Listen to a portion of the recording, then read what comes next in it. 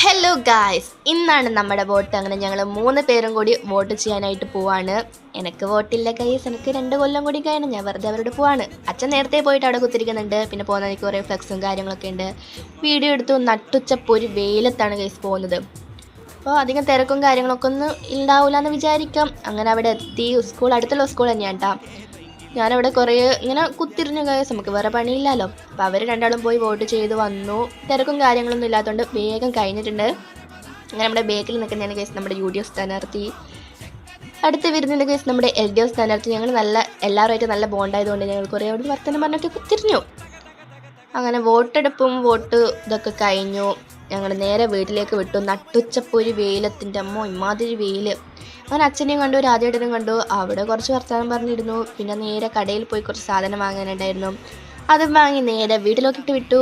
അടുത്ത വീട്ടിൽ വരാം. Bye bye.